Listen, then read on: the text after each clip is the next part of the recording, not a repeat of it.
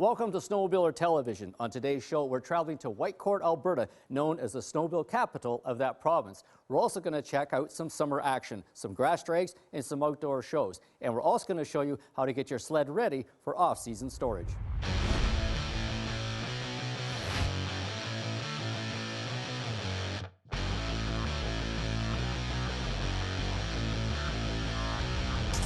STV is sponsored by Yamaha, revs your heart.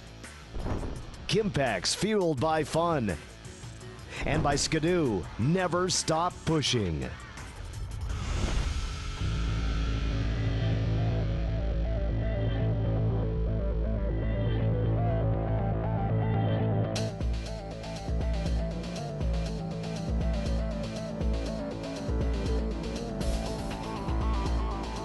Many riders, when they hear of snowmobiling in Alberta, think of mountain or backcountry riding. There is, however, a trail network in the province that covers over 550 kilometers of groomed trails. Thanks in part to the Whitecourt Trailblazers Snowmobile Club, 350 kilometers of this network is located in an area known as the Golden Triangle. This region between Swan Lake, Fox Creek, and Whitecourt is a snowmobile paradise and is appropriately called the snowmobile capital of the province. The clubs in this area work together to promote snowmobiling and also have strong ties with the local municipalities to make sledding here what it is. Welcome to Whitecourt!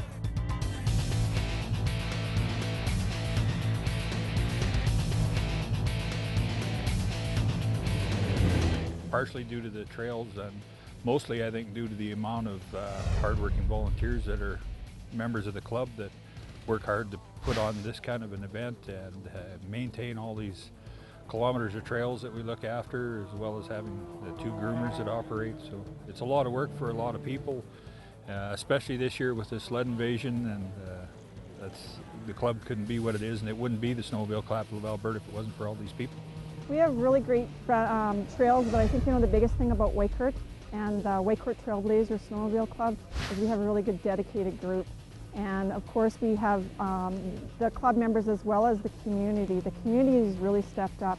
We have people in the businesses, if they're not sponsoring, they're volunteering. When I moved here 13 years ago, we didn't even own a sled, and our neighbors said, you got to come out and see these trails. And as soon as we hit these trails, we had to be part of it, and we had to help. 300-400 kilometers of trails, it's just amazing. We can leave from our backyard, and we would just like to always welcome the communities surrounding and from far away to come and enjoy what we've built, what we've made. They're here to share, and hope everybody comes and learns to love Whitecourt and all the people here. The volunteer time put in this stuff is it's a lot.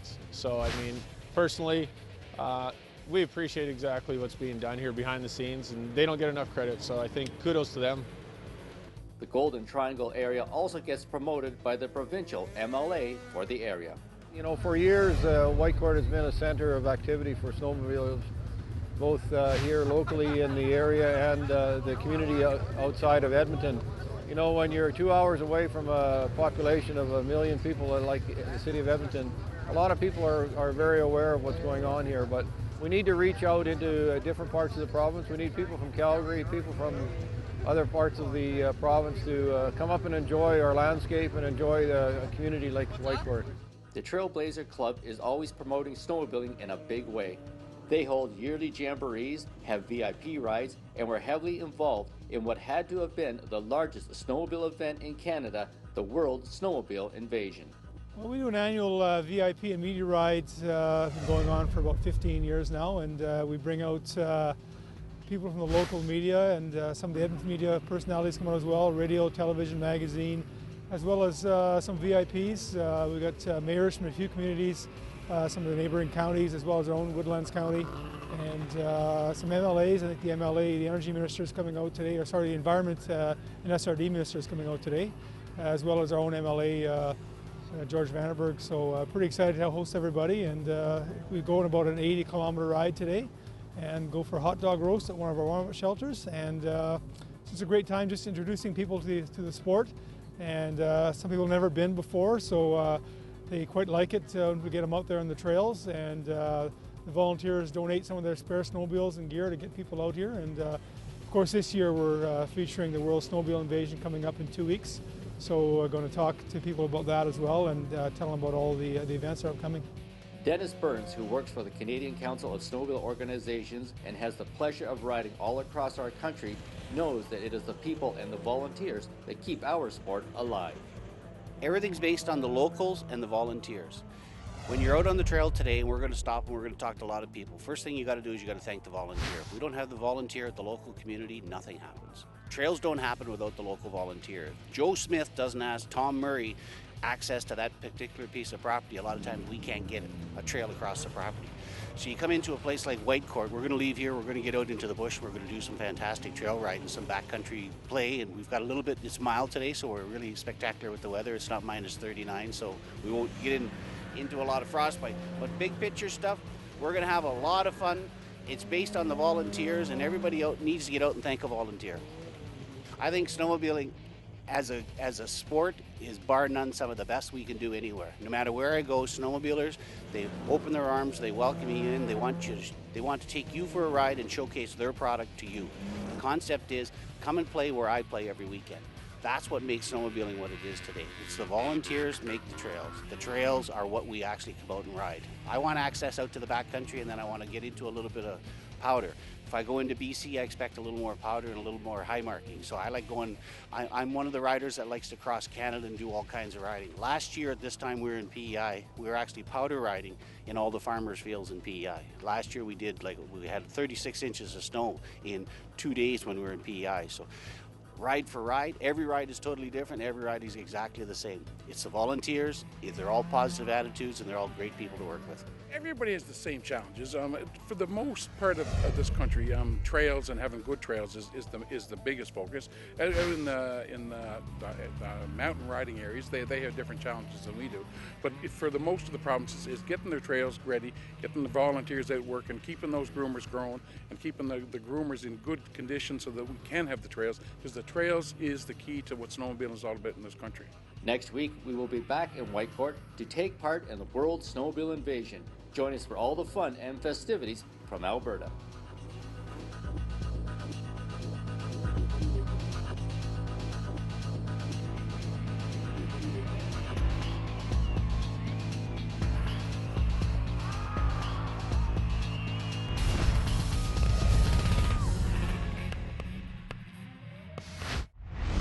For many snowmobilers, the passion of sledding is one that goes for all 12 months of the year. This past summer, I loaded up my truck with 100 or so belts, headed off to an event celebrating its 20th anniversary as a summer swap meet.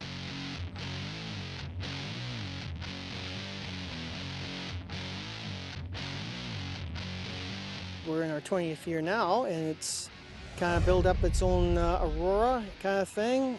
You get people from literally all over. Far and far north. We've had people as far away as New Brunswick, Michigan. One guy even came down one year from British Columbia. So what it means is being able to get like-minded people who are into the same type of passion and hobby and get them all together in a park-like setting. And it's low-key, and camaraderie is fantastic. And it's a good place to make some connections, make some excellent friends over the years, and people that you know, as I say, help you out with what projects you're doing, and likewise try and help other friends out too. So I guess really to sum it all up, it's been a chance for, if you want to call it vintage snowmobiling, to try and develop in a way.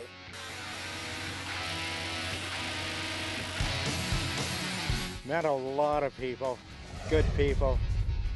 Wouldn't believe the difference in machines that we've saw down here. My dad wouldn't believe that what we're doing now, and this used to be a hay field and wheat field. Yeah, what can I say? We're saving a bit of history here and having a bit of fun. Well, I'm thinking of the camaraderie and the knowledge that's shared by the people that came to the show, and those old timers that were able to tell us about the mechanics of the sleds and where to find parts and how to go about maintaining and continuing this great hobby of ours. They were a good group of people, and we appreciate their support and we honor their memory.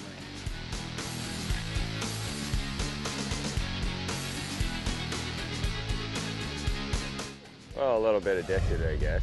Started when I was a young lad. My old man had a 440 drifter, and it was sold off. I don't know where it ended up, unfortunately, but we've just continued on from there and have acquired quite a few and bought a couple here and there, and have a lot of fun riding them in the winter. Cheap and easy entertainment, and it's a lot of fun for us ripping around the bush trails. It's no longer a passion, it's a bit of an obsession. So now I came here as a kid with my dad, and I've got my kids here now, so it's a great event. Like, you can't ask for better location. Roy's done an excellent job putting it on for so many years, and it's just a good group of local or fellow-minded people. So here's the next one in the race to come. So. Well, today I found my original Scorpion hood from the sled I ran back in 86, 87, and 88. And I was running Supermod 250, and I seen John Gowing had it on the site, and he was bringing it here, and it's going back home with me to Eganville. As soon as I seen it, I knew it was mine because I narrowed it up a little bit to change, lighten it up for the 250, and I said, if it's for sale, it's coming back to Eganville. So made a deal, and it's going back there. Progressive Tool had built it first. Keaton saw this thing at someone's cottage and said, that's cool. And they bought the rights to it. And it first was labeled a Scorpion quad track, and then later was called the Arctic Cat quad track. I contacted someone in the family, and their idea on this particular machine, because it's missing any instruments, no drag, no sign of one ever having on it, that it was probably on the floor when the auction went through when Arctic Cat was finished. And they probably just took the remains of the 3 that were there and sent them out the door at auction.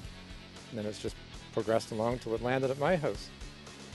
When my wife asked, do you really have a good reason to buy it? I want it, was my reason to buy it. This event is priceless. The camaraderie, the parts availability, but again, I have to go back to the people.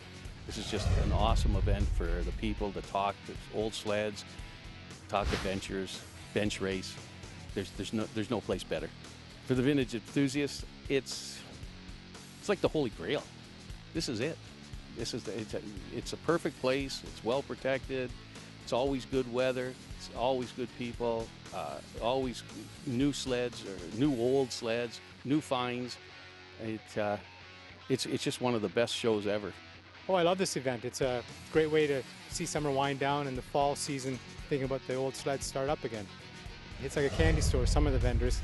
I do all Skidoo stuff, so I'm kind of partial to that, but especially today there's a lot of Skidoo stuff available. So parts, yeah, I just wish I brought my list. And cash. How do you hide the parts? It's tough today because my wife is with me. Most times parts come home in the van unnoticed into the garage tucked away, and it's all a quiet life. Vintage enthusiasts like to show their sleds and race them too.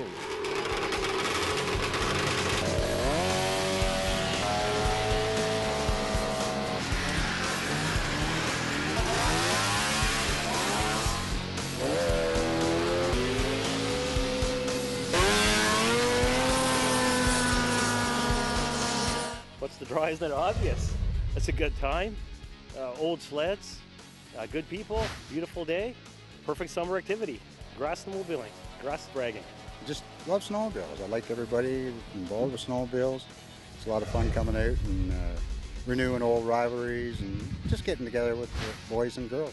I don't know, it gets your blood pumping. It's, you know, we have to wait a few more months before the snow hits, so this is gets you out and about and thinking about it, and it's just, yeah, beating, going fast, hitting the throttle and going straight. It's a lot of adrenaline, a lot of fun.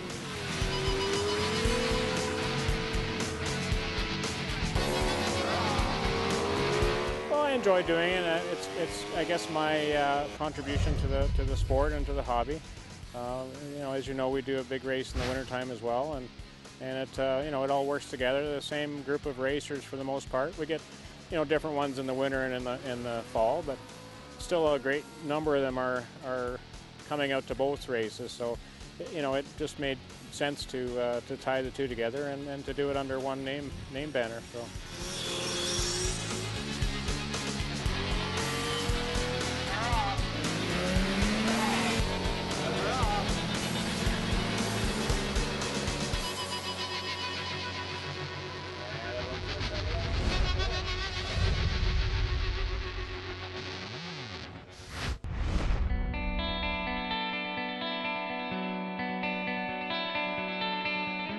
It was a frosty morning when Team 59 reached Churchill Falls, checkpoint 19 on the revised route.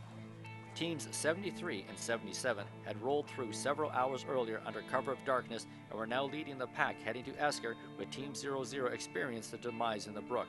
Team 59's journey from Goose Bay to Churchill was also not without added fun.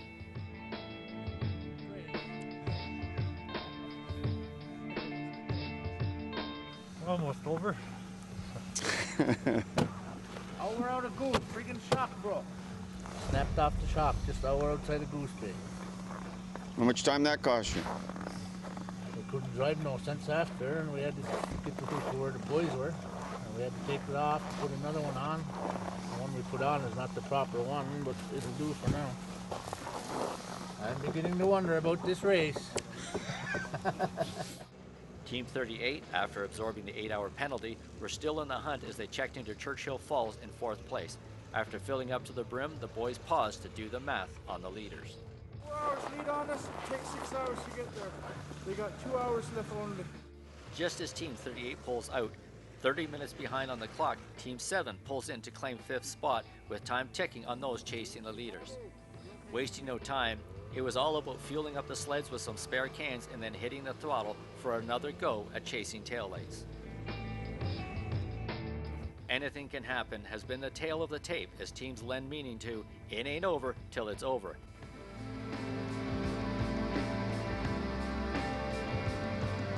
And after rocking through Esker checkpoint, that is exactly what the leaders, Team 73, were experiencing as they were heading through a final section, looking forward to the finishing line filled with a major crowd awaiting the opportunity to provide a hometown welcome for the boys. Gotta get out of here, we gotta find the trail.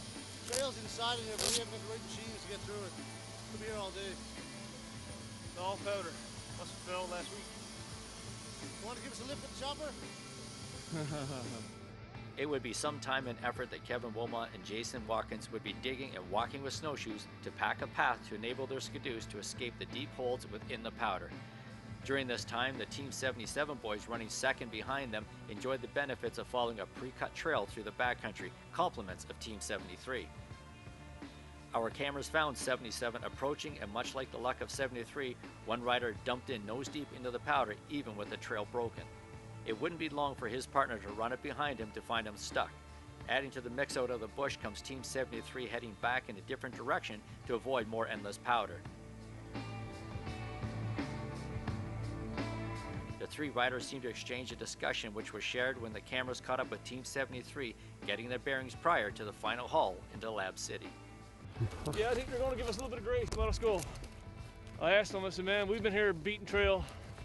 They never really said much, but I think they're going to man up and probably give us a few minutes to see. We had a warn, you know. Well, we were ahead by an hour, hour and a half, so. I think they're being sportsmen, gentlemen. I hope so. If you know, it is what it is, I guess. We're first second, so I mean, if we can get home anyhow. Let's turn these machines around for these. It appears that the green light was given to Team 73 from Team 77, the Backcountry Ravens, as a gesture acknowledging their efforts in digging and creating a trail for them all to pass. In an unbelievable gesture, rarely found in racing, a grace period was given for 73 to go ahead while 77 held back.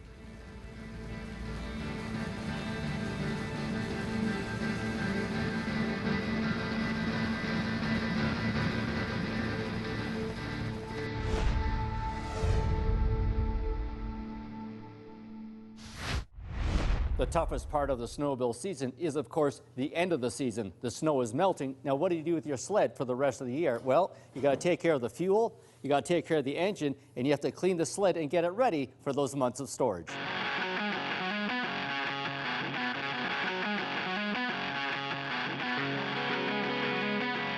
Anyone who works on recreational outdoor engines today will tell you that today's fuels can be highly unstable, especially during the storage process. Mike's here to show us how to put the stabilizer in the correct amounts, and remember, work it through the whole system when you start the engine.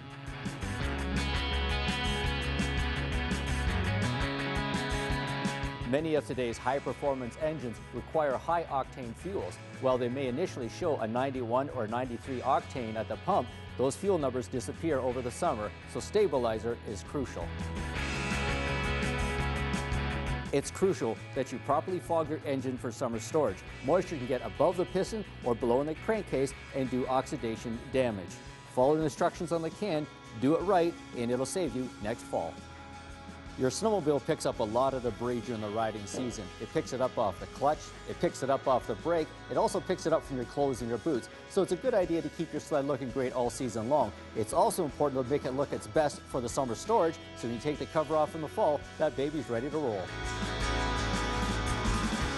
Every snowmobile deserves to look its best regardless of its age, even this classic old Everest 500. Mike has just sprayed the tunnel, and now that it's foaming up, within about 30 seconds, it's time to wipe it off so this old girl will look her very best.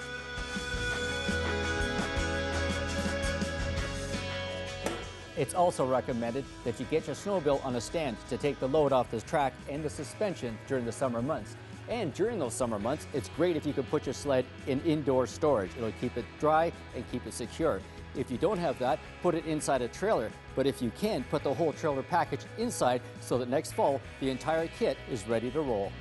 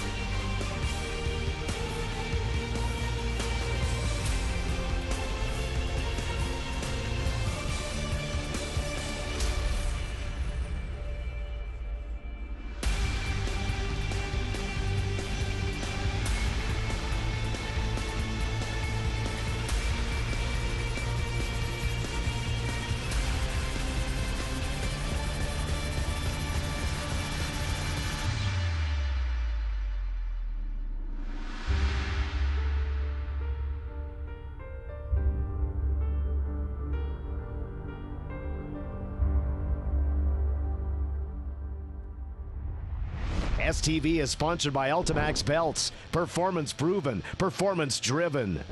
Triton Trailers, the difference is in the details. And by CKX, wear your passion.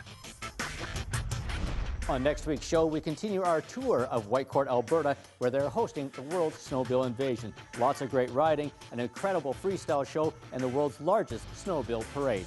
I'd like to hear your comments, so email me, phil@snowmobilertv.com. And don't forget to check out our website for the latest video action. Thanks for watching. We'll see you next week here on The Snow.